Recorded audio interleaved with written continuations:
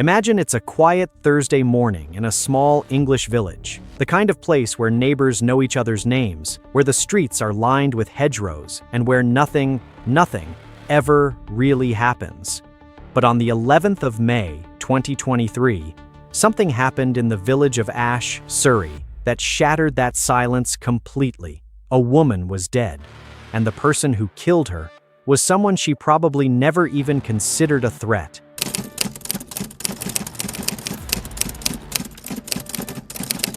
Her name was Joy Boulton, 59 years old, a woman with a life, with people who loved her, with a future that was, by every measure, just getting started.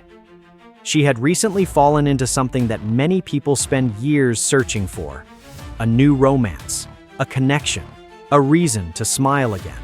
His name was Trevor Dibnah, and that relationship, that quiet, ordinary, human relationship, would cost Joy Boulton her life, because someone else wanted Trevor Dibnah for herself. Her name was Sara McKenzie, 61 years old, and on that May morning she walked into Joy Boulton's home in Ash, Surrey, and she did something so violent, so calculated, so savage, that even seasoned investigators struggled to fully process it. McKenzie used a heavy object and struck Joy Boulton repeatedly about the head. Not once, not twice, multiple times. Fatal injuries, the kind of attack that forensic pathologists describe in the most clinical terms possible, because the reality of it is almost too horrific to articulate plainly. This was not a crime of sudden madness. This was not a moment of blind impulse where someone snapped and came to their senses seconds later. This was premeditated, planned, intentional. Sara McKenzie had made a decision, and Joy Boulton paid for it with everything she had. Welcome to Elias Noir's True Crime Stories, where we shed light on stories hidden in the shadows. And before we go any further, if you're new here, make sure you follow, like, share, and subscribe. It genuinely helps this channel reach more people, and there is a lot more where this comes from.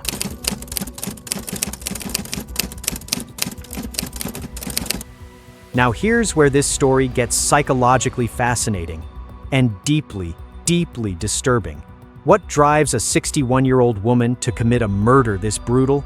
It wasn't money. It wasn't a property dispute. It wasn't revenge for something done to her family or a long-running criminal feud. It was jealousy, raw, consuming, all-destroying jealousy. Sara McKenzie had a history with Trevor Dibnah, some kind of past connection that she clearly never let go of. And when she reached out, when she tried to rekindle whatever it was they'd had, Trevor didn't come back to her. He'd moved on. He was with Joy now. He was happy. And something in Sara McKenzie could not accept that. Think about what that means for a moment. This wasn't a young woman in the first flush of obsessive first love. This was a woman in her 60s, a woman who you'd think had lived long enough to understand loss, to understand that relationships end, to understand that people move on. But grief doesn't check your age at the door. And obsession? Obsession doesn't care how many years you've lived. Sometimes the older we get, the harder we hold on.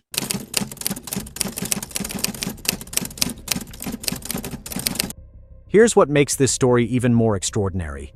In the final moments of Joy Boulton's life, as she was being beaten, as the assault was reaching its horrific conclusion, Joy fought back. She scratched her attacker's face. Maybe she didn't know who was doing this to her. Maybe she did. But in that desperate, terrifying moment, Joy Boulton's survival instinct kicked in, and she clawed at Sara McKenzie's face with enough force to leave something behind. DNA, trapped beneath Joy Boulton's fingernails. That scratch, that one final act of defiance from a dying woman, would become the single most decisive piece of forensic evidence in the entire case. Joy Boulton, even in death, pointed directly at her killer.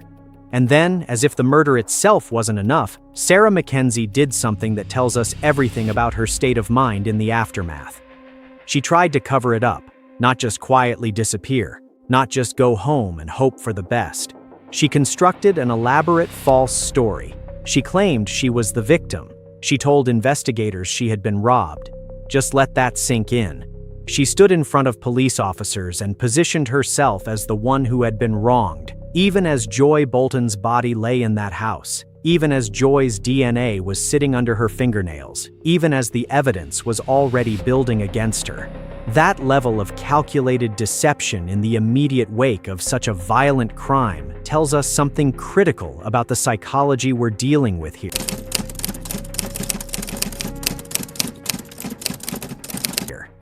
It took 5 weeks. 5 weeks of testimony, of forensic evidence, of witnesses, of lies slowly being unpicked in a Guildford Crown Court. And on the 30th of November, 2023, the jury delivered its verdict. Guilty of murder, guilty of perverting the course of justice. Sara McKenzie was sentenced to life in prison with a minimum term of 25 years and 163 days. 25 years. She was 61 at sentencing. Do the maths. She may never walk free again. All of this, all of it, because she couldn't let go.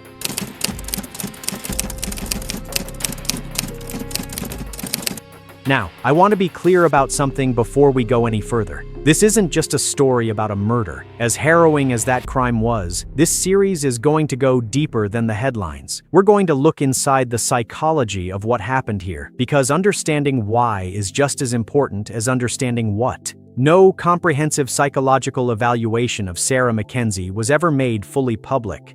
But what we do have is rich, detailed, and telling. We have police statements, court evidence, forensic findings, family tributes from those who knew Joy Boulton and loved her, and investigative reporting from outlets including the BBC. And when you lay all of that out, when you trace the full arc of what happened from Sara McKenzie's first rejected overture to Trevor Dibnah, right through to the moment she was led from that courtroom in handcuffs, a picture begins to form. A picture of jealousy so intense it became a psychological prison. A picture of rejection sensitivity, the kind that doesn't just sting, but consumes. A picture of possessive attachment, a belief deep in her core that Trevor Dibnah was hers, and that any woman who stood between them was not a person to be respected, but an obstacle to be removed. And perhaps most chillingly, a picture of premeditation.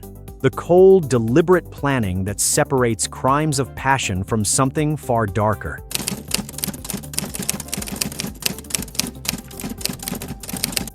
Throughout this series, we're going to examine this case through multiple lenses. We'll look at McKenzie's core personality traits, the behaviors and patterns that, in retrospect, may have been warning signs long before a single blow was struck. We'll look at the triggers, what specifically set this in motion, and why romantic rejection in later adulthood can sometimes carry a psychological weight that people dramatically underestimate. We'll look at the crime itself, the timeline, the location, the unfolding of events, and what it all tells us about the psychological state of someone who could do what Sara McKenzie did. And we'll look at the impact on Joy Boulton's family, on the community of Ash, on Trevor Dibnah, and on the broader question of what this case means for forensic psychology, for criminology, and for how we understand jealousy-driven violence in the real world. Because this case matters beyond the courtroom. It matters because jealousy-driven obsession is not rare. The warning signs, the persistent attempts to revive a dead relationship, the escalating fixation on a rival, the inability to accept rejection, these patterns exist in households and relationships right now. And in most cases, they never reach a courtroom. But sometimes when those warning signs go unrecognized, when those patterns go unchallenged, they end with someone like Joy Boulton, and that is why we have to talk about this. So, who was Sara McKenzie really? Not the version she performed for the world. Not the robbery victim she tried to convince the police she was. But the real woman, the one shaped by whatever experiences, attachments, and emotional wounds led her to that door in Ash, Surrey on the 11th of May, 2023. That's what we're going to find out. Stay with me.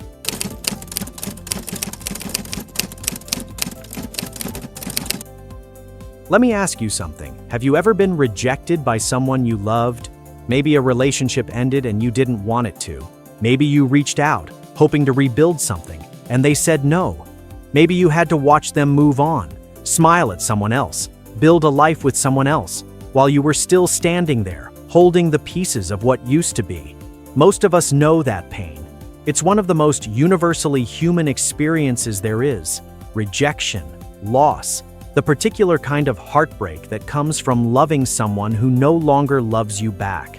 And most of us find a way through it. We grieve, we lean on people, we eventually, slowly move forward. But what happens when someone can't do that?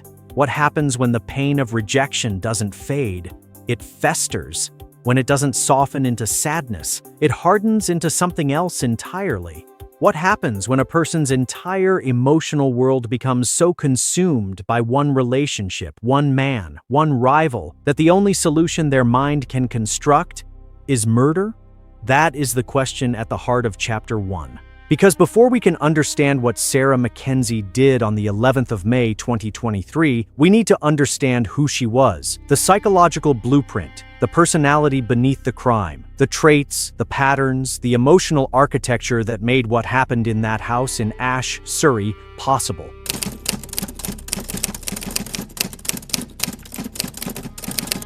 Now let's be honest about something from the outset. Sara McKenzie was never subjected to a comprehensive, fully public psychological evaluation. We don't have a clinical report. We don't have a psychiatrist's diagnosis sitting in front of us, telling us exactly what was going on inside her mind. What we do have is something arguably more revealing: behavior. Because here's the truth about forensic psychology: you don't always need a diagnosis to understand someone. What people do, especially under extreme emotional pressure, tells you more about who they are than almost anything else. Actions are the fingerprints of the inner world. And Sara McKenzie's actions, both before and after the murder of Joy Boulton, left behind a very clear set of fingerprints indeed. So what do they tell us? What kind of person are we actually dealing with here?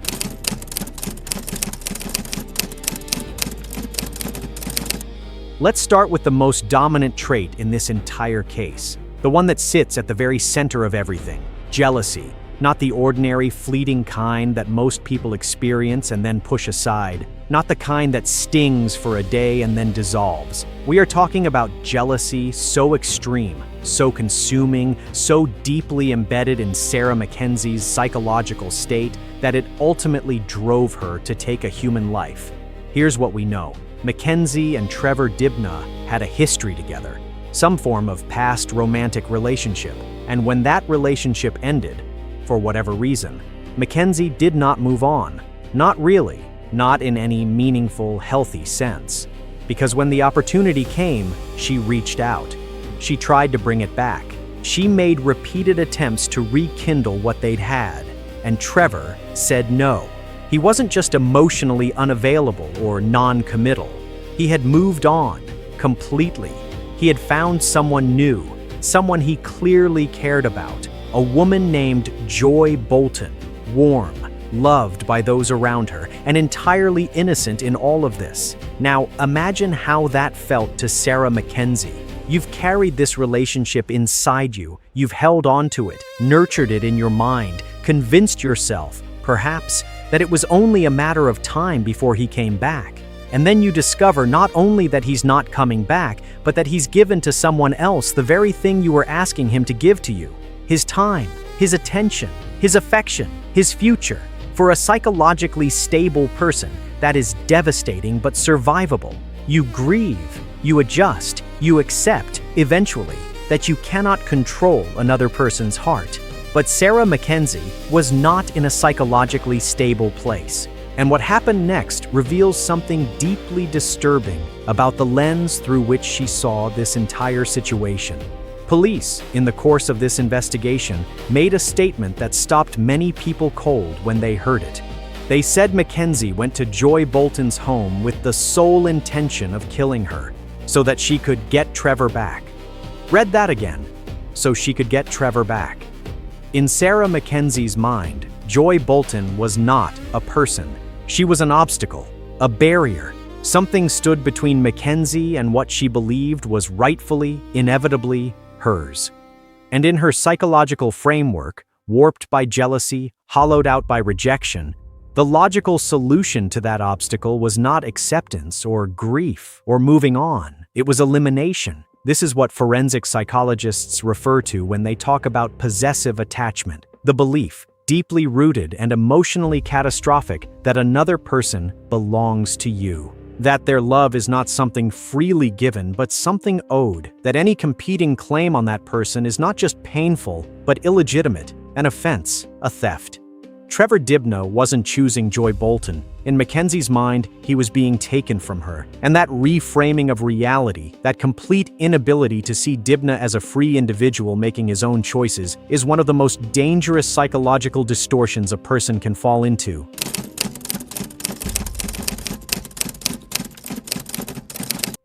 Now we need to talk about the attack. Not to dwell on it gratuitously, but because how a crime is committed tells us as much about the perpetrator as why. The assault on Joy Boulton was described in court, and I want you to really hear this word, as sustained and ferocious. Not a single blow, not a sudden momentary eruption. Sustained. That means it continued. That means it went on beyond any point at which Joy Boulton could have posed any threat or resistance. McKenzie used a heavy object and inflicted multiple fatal head injuries. Why does that matter psychologically? Because the degree of violence speaks to the depth of the emotional state driving it. We're not looking at someone who snapped momentarily and immediately felt horror at what they'd done. We are looking at someone whose rage was so accumulated, so enormous, so completely unchecked, that it expressed itself in a way that went far beyond what was necessary to achieve even her own stated goal. This was not just violence. This was released. The physical expression of months, perhaps years, of jealousy, humiliation, rejection, and festering hatred toward the woman she saw as her rival. And here is the disturbing psychological concept at work. In these kinds of jealousy-driven attacks, the rival is often not seen as fully human by the perpetrator. They are a symbol. Joy Boulton, in Sara McKenzie's distorted emotional reality, wasn't a 59-year-old woman with a family, with a life, with a future. She was the embodiment of everything McKenzie had lost. Everything McKenzie believed she was owed. Every moment of rejection, every unanswered hope, every painful reminder that Trevor had chosen someone else. And McKenzie destroyed that symbol with everything she had.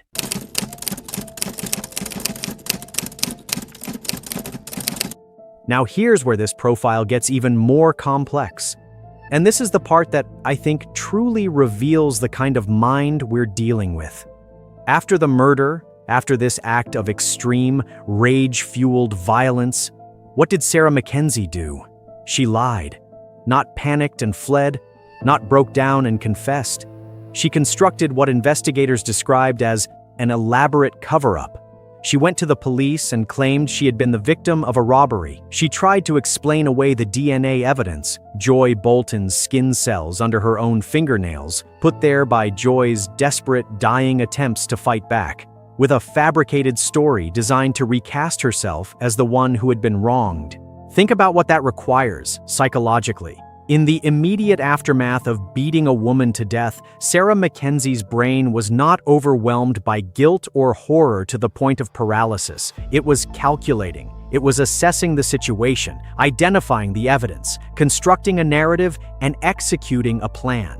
This tells us something critical, because there's a tendency sometimes to frame crimes like this as pure emotional chaos. The person was so overwhelmed, so out of control, that they had no rational capacity whatsoever. But McKenzie's behavior after the murder complicates that picture significantly. What we see is a dual-process psychological state. On one track, overwhelming, dysregulated emotion, the jealousy and rage that drove the attack. On the other track, cold, instrumental, self-preserving calculation, the cover-up. Both tracks are running simultaneously. Both tracks are expressing themselves. One before and during the crime, one after. This is not the profile of someone who simply lost control and didn't know what they were doing. This is someone who knew exactly what they had done and immediately began working to protect themselves from the consequences of it. That calculated deception in the immediate aftermath of such brutality, it's chilling. And it's revealing.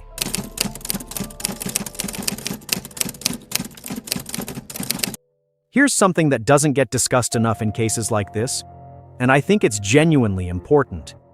Sara McKenzie was 61 years old. Why does that matter? Because there's an assumption, sometimes unspoken, that emotional obsession and jealousy-driven behavior are the domain of the young. That by the time you reach your 60s, you've somehow outgrown these destructive patterns. You've lived enough, lost enough, loved enough to know how to handle heartbreak. But that assumption is wrong, and in some ways, it's dangerously wrong. Later, adulthood brings its own unique psychological pressures. Questions about companionship, about loneliness, about what your remaining years will look like and who, if anyone, you'll share them with. The fear of ending up alone at an age when rebuilding feels harder, when the pool of potential partners feels smaller, when time itself begins to feel like it's working against you. For Sara McKenzie, the relationship with Trevor Dibnah may have represented something far more than just a romance. It may have represented her answer to all of those fears, her solution to the looming specter of loneliness, her last, best hope for a different future. And when that hope was rejected, not once, but repeatedly, the psychological blow wasn't just romantic heartbreak. It may have touched something much deeper, something about identity and worth, and the terrifying question of what her life was going to look like now. Psychologists call this rejection sensitivity, a heightened, almost hair-trigger response to the experience of being rejected.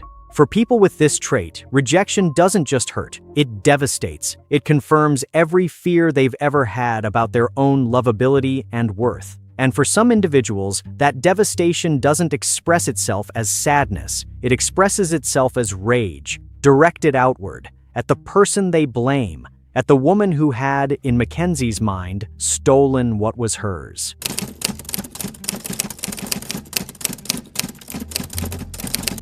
Now I want to go one layer deeper, because none of this happens in a vacuum. Possessive jealousy of this intensity, the kind that leads to premeditated murder, rarely simply materializes from nowhere. It tends to grow from roots. Often, those roots reach back into patterns formed much earlier in life. Experiences of abandonment, perhaps. Of relationships where love felt conditional or precarious. Of an inner world in which attachment was never entirely safe because the people you needed most had a habit of leaving. We don't have access to Sara McKenzie's childhood or early adult life in any detailed public sense. But what we can say is this. The ferocity of her response to Dibnah's rejection suggests that this was not, psychologically speaking, just about Trevor Dibnah. Romantic rejection has a way, for certain people, of cracking open something much older, much deeper. When you are rejected by someone you've attached to profoundly, you don't just feel the pain of this rejection. You feel every rejection that came before it, every loss, every moment of feeling unwanted, discarded, or not enough. For Mackenzie, Dibnah choosing Joy Boulton may have been the match that lit a fuse that had been laid over a lifetime. And Joy Boulton, entirely innocent, entirely unaware of the storm building in Mackenzie's psychology, was standing in the wrong place when it finally exploded.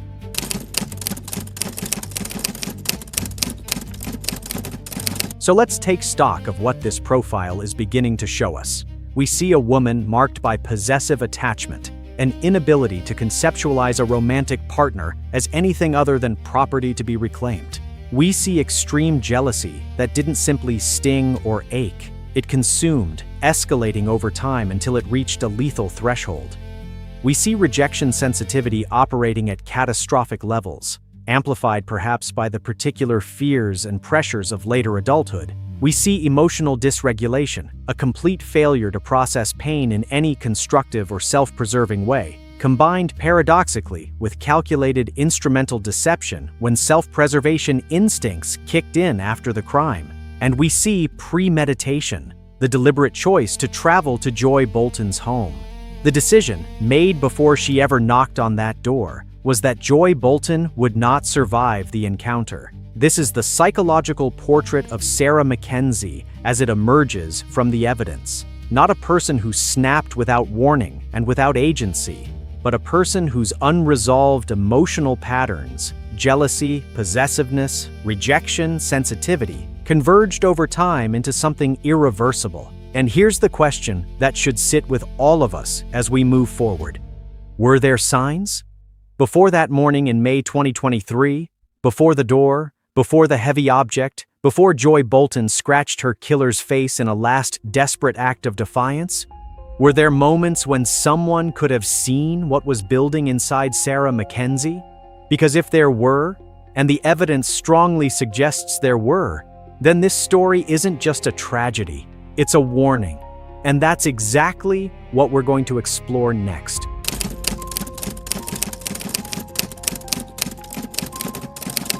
Every murder has a moment, not the moment the blow lands, not the moment the body is found, not even the moment the handcuffs go on. I'm talking about a different moment, an earlier one, quieter, often invisible to everyone around it. The moment a person's mind crosses a line, the moment grief stops being grief, the moment pain stops being pain, the moment something shifts, something fundamental and irreversible, and a human being begins, consciously or not, to move toward the unthinkable. For Sara McKenzie, that moment didn't happen on the 11th of May, 2023. It happened before that, long before. In the weeks or months leading up to that morning, something was building inside her. A pressure, a rage, an obsession so total, so all-consuming, that it could only end one way. In Chapter 1, we built the psychological profile. We looked at the traits, the possessive attachment, the rejection sensitivity, the capacity for calculated deception. We looked at who Sara McKenzie was. Now, in Chapter 2, we're going to look at what happened. The motive, the triggers, the timeline, step by step, month by month, right up to the morning Joy Boulton died. The location and why it mattered, and the precise, terrible unfolding of events that ended one life and destroyed another. This is where psychology meets reality.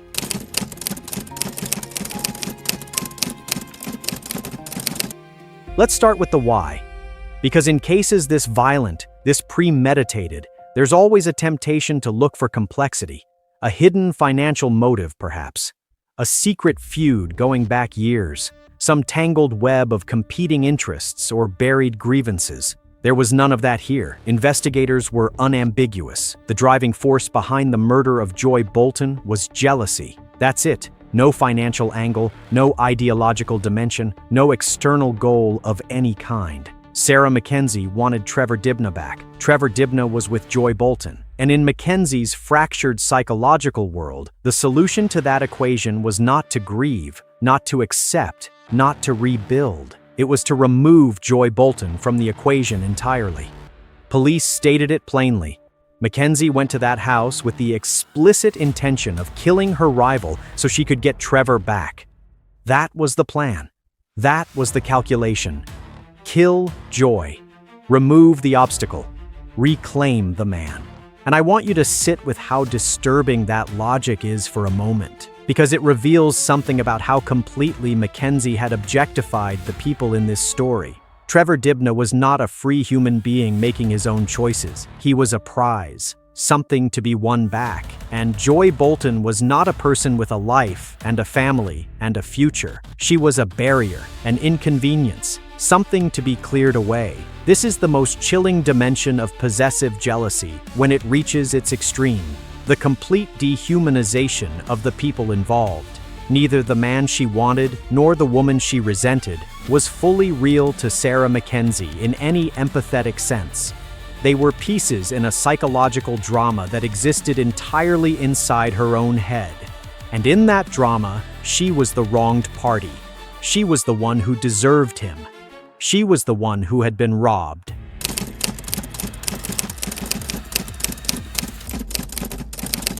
So if jealousy was the motive, what were the triggers? What specifically pushed McKenzie from obsession into action? 3 things, and they compounded each other in the worst possible way. The first was romantic rejection, repeated and unambiguous. McKenzie hadn't just been turned down once. She had made persistent efforts to revive the relationship with Trevor Dibnah. Multiple attempts, multiple no's. She kept reaching, kept trying, kept hoping, and Dibnah kept declining. Now, psychologically, that pattern of repeated rejection does something specific to a person with McKenzie's attachment style. Every no doesn't dampen the obsession, it intensifies it. Because rejection becomes a challenge to be overcome rather than a boundary to be respected. The more he refuses, the more the fixation grows. The more the fixation grows, the more the stakes feel impossibly high. By the time she finally ran out of attempts, the emotional pressure that had built up was enormous. The second trigger was the visibility of his new relationship. It's one thing to be told someone has moved on. It's another to see it, to know it's real, to understand that it's not some temporary rebound or casual distraction, that Trevor Dibnah had found Joy Boulton, had chosen her, was with her. That visibility, the concrete, undeniable reality of his new relationship, would have functioned like a psychological wound that kept being reopened. Every reminder that they were together was another twist of the knife, another confirmation that she had lost. For someone already struggling with rejection sensitivity, that sustained, visible loss was psychologically unbearable.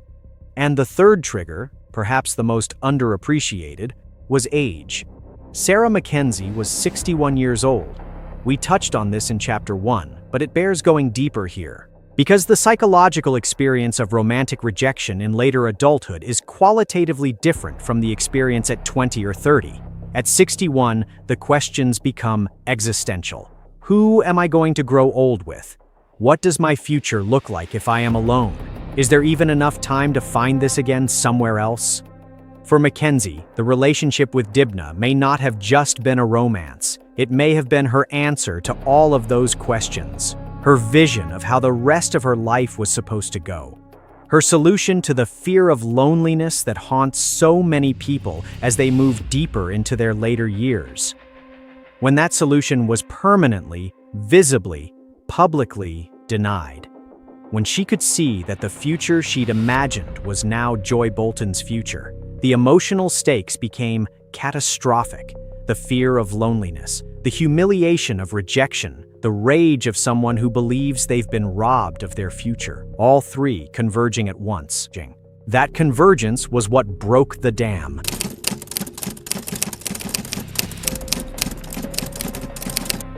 Now let's walk through this carefully, step by step. Because one of the most important things to understand about cases like this is that violence of this magnitude rarely erupts without a buildup. There is always a timeline, and the timeline always tells a story. Phase 1. The buildup. In the months leading up to May 2023, Sara McKenzie was in what investigators would later characterize as an obsessive cycle. She was reaching out to Dibnah, trying to reconnect, trying to reclaim, and he was saying no. But here's what we need to understand about this phase. It wasn't static. Every refusal didn't just leave things where they were. Every refusal escalated something inside McKenzie. And at some point, we don't know exactly when, but at some point, the obsession tipped. It stopped being about winning him back through persuasion, and it started becoming about something else entirely. Something darker, something more final. This is the moment that forensic psychologists describe as crossing the threshold, the point at which the fantasy of reconciliation is replaced by the compulsion to destroy the obstacle. It doesn't always happen consciously. The person may not sit down one day and think, "I am going to kill her." It can creep in gradually, rationalized step by step, until the thought that would once have been unthinkable becomes, somehow, a plan. Phase 2. The 11th of May, 2023. McKenzie traveled to Joy Boulton's home in Ash, Surrey. She arrived with a heavy object. She arrived with intent. And she arrived with the decision already made. What happened inside that house was, by the account of investigators, a sustained and ferocious assault. Multiple blows to the head, catastrophic injuries, a level of violence that went far beyond any functional purpose, that spoke to the depth of rage driving it. But something else happened inside that house too. Something that would ultimately undo everything Mackenzie had planned. Joy Boulton fought back. In the final desperate moments of her life, facing an attacker whose assault was overwhelming, Joy scratched Mackenzie's face. In that act of survival instinct, of sheer human determination not to go without a fight, Joy transferred something onto her killer. Her DNA. Trapped beneath her fingernails, invisible to the naked eye, but present, waiting. A forensic thread that investigators would eventually pull and unravel Sara McKenzie's entire story with. Phase 3. The cover-up. Mackenzie left that house and she performed normally. She went to the police. She told them she had been robbed. She constructed a story, an elaborate story, designed to position herself as a victim, to explain the scratches on her face, to redirect suspicion. Think about the sheer audacity of that. To stand in front of officers investigating a brutal murder with the victim's DNA under your fingernails and look them in the eye and say, "I was robbed." It takes a particular kind of psychological armor to do that, a particular kind of compartmentalization, the ability to seal off what you've just done, place it somewhere unreachable, and present a completely constructed face to the world. It didn't work, but the fact that she tried, and tried so boldly, is itself a crucial part of the profile. Phase 4. Justice. Surrey Police followed the forensic evidence. The DNA match to Mackenzie was decisive. The cover story collapsed. She was arrested, charged, and brought to Guildford Crown Court.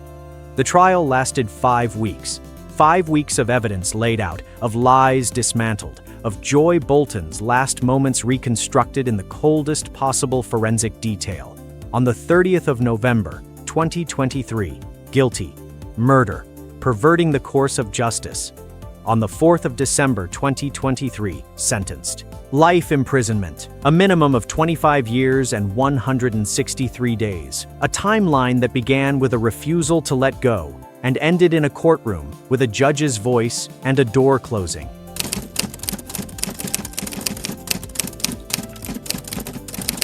Now let's talk about something that might seem like a detail but is actually psychologically and forensically significant. The location of this crime. Joy Boulton's home, a private residence, a quiet residential village, the kind of setting that most people think of as safe, domestic, unremarkable. Why did it matter that Mackenzie chose to go there? To Joy's home? On a practical level, the answer is obvious: privacy. Inside a private residence, there are no witnesses, no passers-by, no chance of someone intervening. The attack could be sustained, prolonged, carried out without interruption. But there's a psychological dimension here too, and it's worth exploring. For Sara McKenzie, going to Joy Boulton's home was an act of profound psychological significance, because that home represented something. It was the space where Joy and Trevor's relationship existed, where their life together was being built, where the future that Mackenzie believed was hers was unfolding for someone else. Walking through that door was, in Mackenzie's distorted psychological reality, an act of reclamation. She was entering the space of her rival, the space that symbolized everything she had lost, and she was going to take it back. Not the house, not the relationship, but control. The desperate, violent, catastrophic illusion of control over a situation that had spiraled entirely beyond her. And forensically, that domestic location turned out to matter enormously, but not in the way Mackenzie anticipated. The private, contained environment that she chose for its isolation also became a perfectly preserved crime scene.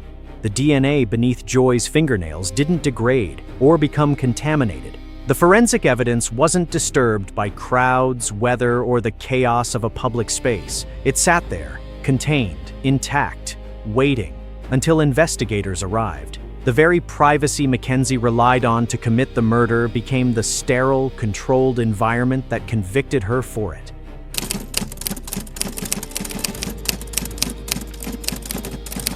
Let's bring this all together now, the full arc. from the first obsessive reach-out to the final verdict. Sara McKenzie carried an attachment to Trevor Dibnah that she could not release. When he rejected her, repeatedly, clearly, finally, she could not process that loss. When she saw him build a relationship with Joy Boulton, something in her broke, not suddenly, gradually. Over weeks and months, the obsession deepened, the rage accumulated, and at some point, the decision, conscious or creeping, formed. She went to Joy Boulton's house. She brought what she needed. She did what she had decided to do. And Joy Boulton, who had done nothing wrong, who had simply fallen for a man who had no idea that the woman who had once been in his life had built a murderous obsession around his refusal to return to her. Joy fought back in her final moments, scratched the face of the woman, killing her. Left behind was the evidence that would bring justice. McKenzie walked out of that house and tried to become invisible, tried to rewrite the story, recast herself as the victim, and bury what she had done beneath a fabricated narrative. But Joy Boulton had already told the truth, written it in the only language available to her in those final, desperate moments, written in DNA, and the justice system, slowly, methodically, across 5 weeks of a Crown Court trial, read that testimony and believed it. So now we understand the what and the why and the how. We understand the obsession that has built up over months, the triggers that converged and broke something irreparably. The plan, such as it was to walk through a door and take a life. The desperate, futile cover-up. The forensic thread that Joy Boulton left behind. Her final act of truth-telling. But here's what we haven't talked about yet. The people left behind. Joy Boulton's family, who got a phone call one day in May 2023 that no family should ever receive, who sat through 5 weeks of a trial listening to the details of what happened to someone they loved, who now live in a world permanently altered by what Sara McKenzie chose to do.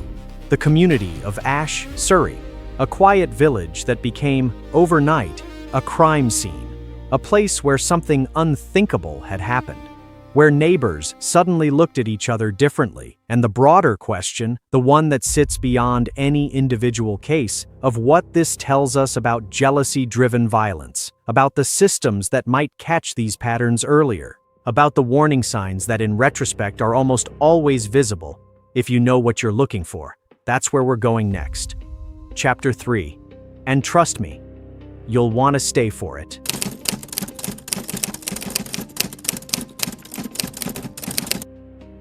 When a murder trial ends, when the verdict is read, when the sentence is handed down, when the courtroom empties and the journalists file their final reports, there's a tendency for the world to move on. Case closed, justice served, next story.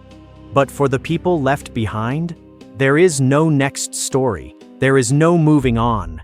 There is only the before and the after, and the vast, irreversible distance between the two.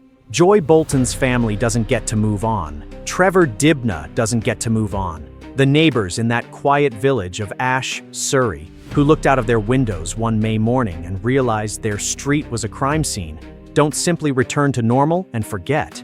The headlines fade. The pain doesn't. And that is what this final chapter is about, because we've spent the last 2 chapters inside the psychology of a killer. We've traced the obsession, the rage, the premeditation, the cover-up. We've tried to understand, as uncomfortable as that is, what drove Sara McKenzie to do what she did. Now it's time to turn the lens outward, to look at what was left behind, the human wreckage, the systemic lessons, the cultural reckoning, and the enduring legacy of a crime that should never have happened, but did, and must never be forgotten.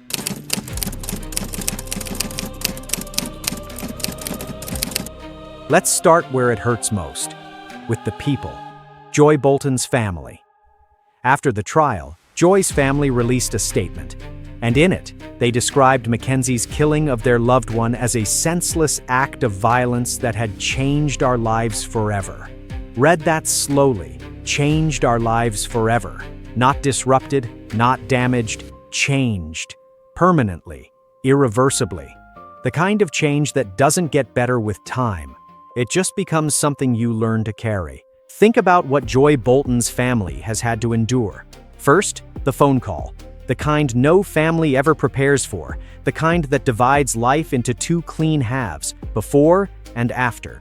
Then the investigation, the waiting, the uncertainty of not knowing the full story of what happened to someone you loved inside a house you can never visit the same way again. Then 5 weeks of trial. 5 weeks of sitting in a courtroom and listening, in clinical forensic legal detail, to the final moments of a person who was everything to them. Hearing the language of pathology applied to someone who was, to them, a mother, a sister, a friend, a woman who had recently found happiness, and had that happiness stolen from her by someone else's inability to accept reality.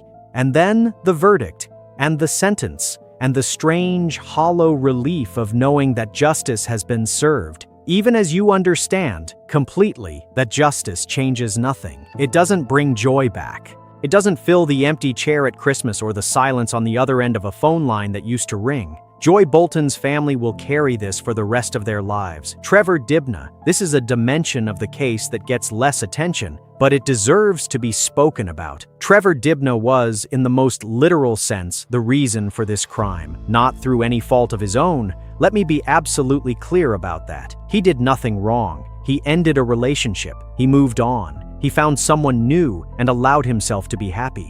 These are things any person has every right to do. But the consequence of those entirely normal, entirely human choices was that the woman he cared for was murdered, and he has to live with that. Not the guilt of it, because the guilt belongs entirely to Sara McKenzie, but the weight of it, the knowledge that his life, his decisions, his new beginning became the trigger point for someone else's unraveling. How do you come back from something like that? How do you ever enter a new relationship without that shadow? How do you stop asking yourself, even knowing you shouldn't, even knowing it's not your fault, could I have done something differently? Could I have seen what was building in her? The psychological trauma of being, however innocently, at the center of a jealousy murder. That is a burden Trevor Dibnah will carry in ways that most of us will never fully comprehend. The community of Ash, Surrey. And then there is the village itself, Ash, Surrey. A quiet residential community, the kind of place where people feel safe, where doors are left unlocked and neighbors wave across hedgerows and nobody expects the news vans to come. They came, and the street where Joy Boulton lived became something it was never supposed to be, a crime scene, a location in a murder case, a place spoken about in news reports, court documents, and forensic analyses. Communities recover from these things, eventually. But they are never quite the same. There is a particular kind of communal innocence, the unspoken belief that this kind of thing doesn't happen here, that once shattered is never fully restored. The people of Ash, Surrey, know something now that they didn't know before the 11th of May, 2023, and they can't unknow it.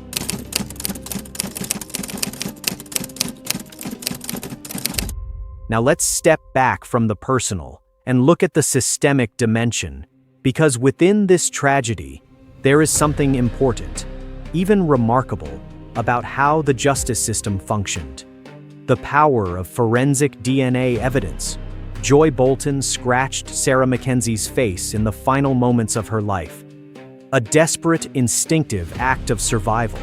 And in doing so, she deposited something microscopic. Cells, genetic material, beneath her own fingernails. Material that was recovered, analyzed, and matched.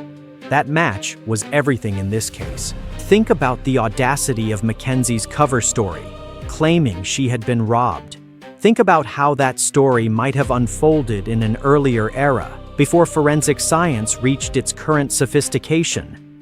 A 61-year-old woman presents herself to police as a robbery victim. The real victim is found dead. Without physical evidence linking them, could McKenzie have constructed enough ambiguity to create doubt? Perhaps. It's a disturbing thought, but modern forensic DNA analysis doesn't deal in ambiguity. It deals in certainty. The match between the DNA under Joy's fingernails and Sara McKenzie was not a probability or a suggestion. It was a declaration. She was there. She was in contact with the victim. The cover story is false. That single piece of evidence, planted inadvertently by Joy herself in her final act of resistance, dismantled the entire deception. And this is worth understanding as a broader lesson. Forensic evidence doesn't just solve cases. It gives voice to the voiceless. Joy Boulton could no longer speak for herself in a courtroom, but her DNA did. Stood up in Guildford Crown Court and told the truth about what happened to her, louder and more clearly than any witness. The justice system's response: 5 weeks. That was the length of the trial. And at the end of those 5 weeks, the jury convicted on both counts, murder and perverting the course of justice. The sentence: life imprisonment, with a minimum of 25 years and 163 days, sent an unambiguous message. This was not treated as a crime of passion in some diminished, excusable sense. The premeditated nature, the sustained brutality, the calculated cover-up, all of it was weighed, all of it was accounted for. The justice system, in this instance, did what it is designed to do. It saw through the lies. It followed the evidence. It delivered accountability with a clarity that matched the severity of the crime. That matters, not just for Joy Boulton's family, who deserved nothing less, but as a public statement about how seriously jealousy-driven, premeditated violence is treated. 61 years old is not a mitigating factor when you have planned and carried out a murder. Later, adulthood is not a shield. You do this, you face the consequences for the rest of your life.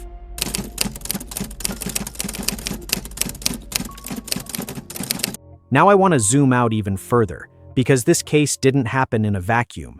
It happened in a society, and it raises questions about that society that are worth sitting with. The myth of the crime of passion. There's a cultural narrative around jealousy murders that has existed for centuries. The crime of passion. The idea that when someone is overwhelmed by love and rejection, violence becomes somehow not excusable exactly, but understandable, relatable, human. This case should challenge that narrative directly. Sara McKenzie's attack on Joy Boulton was not a spontaneous eruption of passion. It was premeditated. She traveled to that house. She brought a weapon. She planned to kill. The passion may have been the fuel, but the engine was calculation. And even if it had been entirely spontaneous, even if McKenzie had arrived at Joy's door in a state of pure, white-hot emotional chaos, that would not make it understandable. It would make it a warning. Because if our cultural frameworks around jealousy make violence seem like an inevitable endpoint of intense romantic feeling, then we are collectively failing to challenge the beliefs that produce crimes like this one. Joy Boulton was killed because someone believed they had the right to another person. A right that superseded Joy's life, her autonomy, her existence. That belief, possessive, entitled, dehumanizing, is not romantic, it is dangerous. And the sooner we stop romanticizing the extremes of jealousy, the better equipped we become to recognize it for what it is before it becomes lethal. Violence against women in relational contexts. The BBC's coverage of this case contributed to a broader conversation, one that is increasingly urgently necessary, about violence against women rooted in relational dynamics. Joy Boulton was killed by a woman, which is statistically unusual and received significant attention. But the pattern, a person refusing to accept the end of a relationship, fixating on a rival, escalating to violence, is a pattern that cuts across gender lines, and one that appears with devastating frequency in cases of domestic and relational homicide. The specific dynamic of targeting a rival rather than the rejecting partner is particularly interesting from a forensic psychology perspective. McKenzie's rage was not directed at Trevor Dibnah, who was the actual source of her rejection. It was directed at Joy Boulton, the woman who, in McKenzie's mind, had taken him. This displacement of blame, this refusal to hold the rejecting party accountable and instead targeting the perceived interloper, is a pattern seen in jealousy-driven violence across many cases, and understanding it is crucial for anyone working in fields where they might encounter these dynamics early: therapists, social workers, family members, and friends.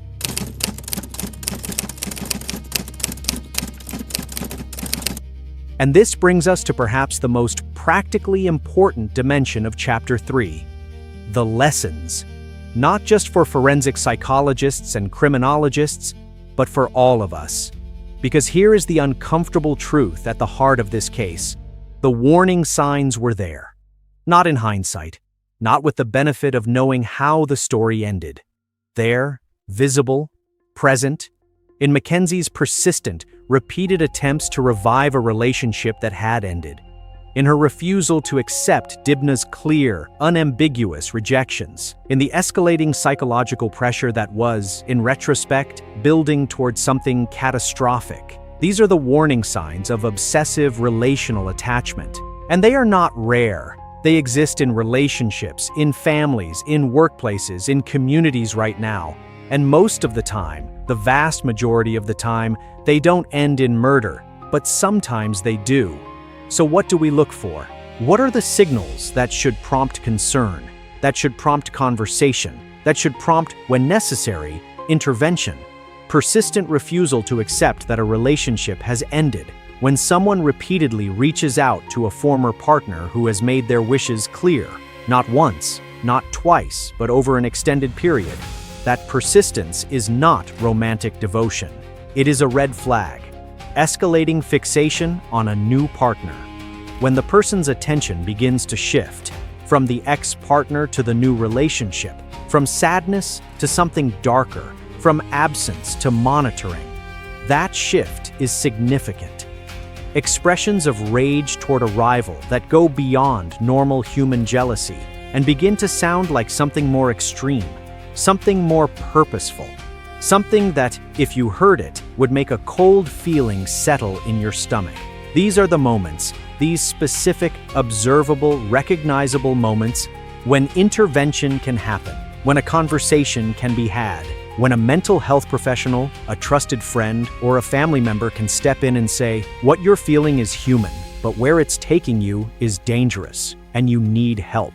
We will never know if that intervention was possible in Mackenzie's case. We don't have the full picture of who was around her, what they saw, what they knew. But we can say, we must say, that cases like this one make the case for taking these warning signs seriously. For not dismissing persistent obsessive behavior as a phase or as eccentric heartbreak. Because the cost of getting that wrong, the cost of looking away, of not asking the hard question, of telling yourself it probably won't go anywhere, is sometimes a life. Sometimes it's Joy Boulton.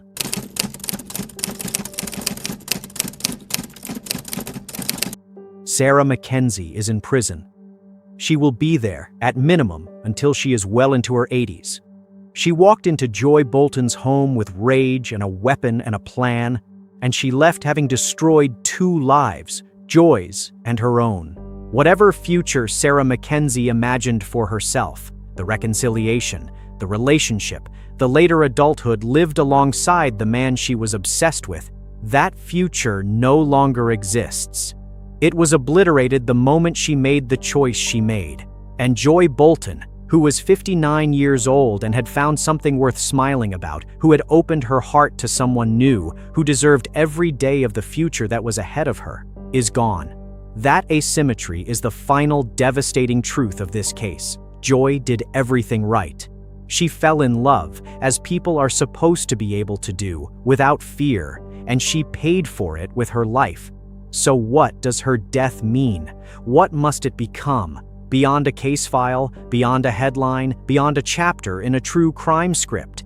It must become a lesson taken seriously by individuals in how we talk about jealousy and possessiveness in relationships, in how we challenge the narratives that romanticize obsession, by families in how we respond when someone we love shows signs of unhealthy attachment, in having the hard conversations, even when they're uncomfortable, by mental health professionals in how we identify and treat the patterns of rejection sensitivity and obsessive attachment before they reach a crisis point, by law enforcement in how seriously we take reports of stalking, harassment, and obsessive behavior. In understanding that the person who won't stop calling, who won't accept no, who begins to talk about a rival with hatred rather than hurt, that person may be further down a road than they appear. Joy Boulton deserved better. Her family deserved better.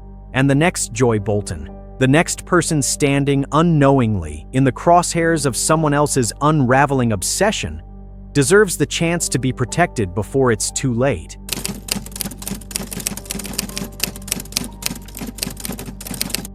We started this series with a morning in a quiet English village. A silence about to be broken, a door about to be opened, to we've traced everything since then. The psychology, the obsession, the triggers, the violence, the cover-up, the conviction, the cost. And we end here, not with answers exactly, but with something more important: awareness. Jealousy is human. Heartbreak is human. The pain of rejection is one of the most universal experiences any of us will ever know, but what Sara McKenzie did, what she chose to do with that pain, was not inevitable. It was not unstoppable. It was a decision, made by a person, driven by patterns that, if recognized early enough, might have led somewhere very different. That's not a comfortable thought. It's not a neat, reassuring conclusion. But it is, perhaps, the most honest thing that can be said at the end of a case like this. Relationships end. They must be allowed to end. The person who walks away must be allowed to walk away and to find their way to someone new, without fear, without looking over their shoulder, without becoming a target for the rage of someone who cannot accept their own loss. Joy Boulton should be alive. She should be living the life she had just begun to build. She isn't. And we cannot change that. But we can remember her. We can learn from what happened to her. We can look at the people in our lives and ourselves and ask the honest, courageous questions that might, just might, prevent the next tragedy. That is the legacy Joy Boulton's death demands of us, and it is the very least she deserves. If this story made you think differently about people, about systems, about the thin line between who someone appears to be and who they actually are, then share it with someone who needs to hear it. Not for the shock, for the conversation, it starts. Subscribe if you want to keep going deeper. New cases, real psychology, no easy answers. And drop a comment below. I read everyone. What part of this story stayed with you?